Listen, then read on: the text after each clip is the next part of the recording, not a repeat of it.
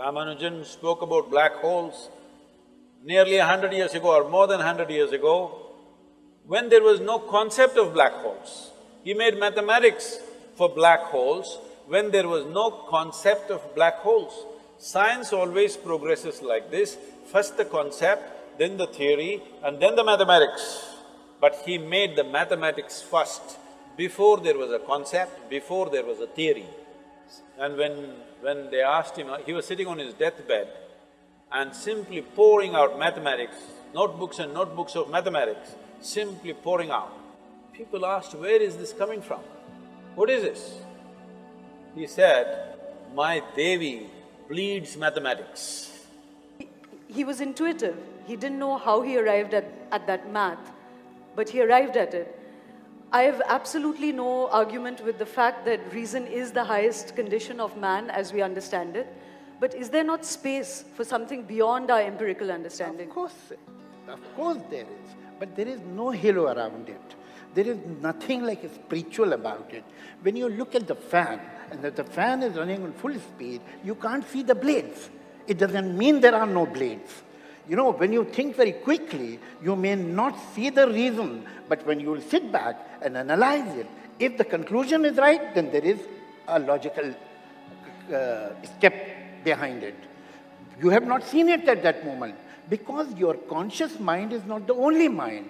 You have many parts of the mind. You lose a key, and you try to remember, you can't, and then you're talking to somebody else, and suddenly you remember where you have kept the key, because a part of your brain was working on it. So, brain is a very complicated machine. Mind is the most sophisticated computer in this universe at the moment.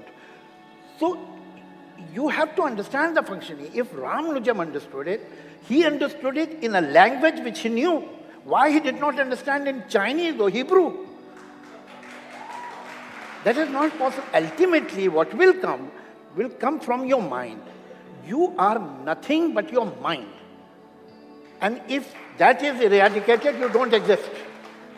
But Ramanujan actually believed that the goddess was giving him that intuition.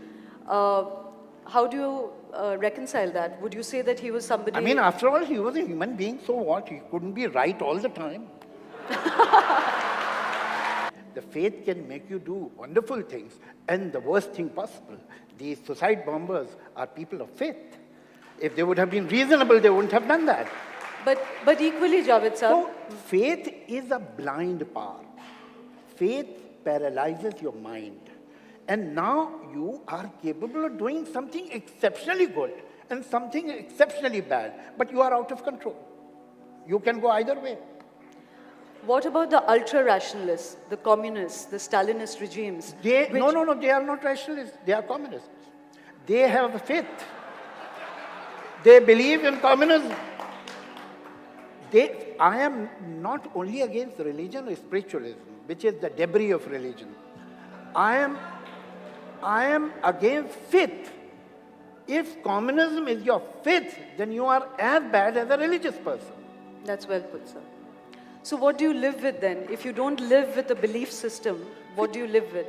You're talking of extremities, but How about common sense?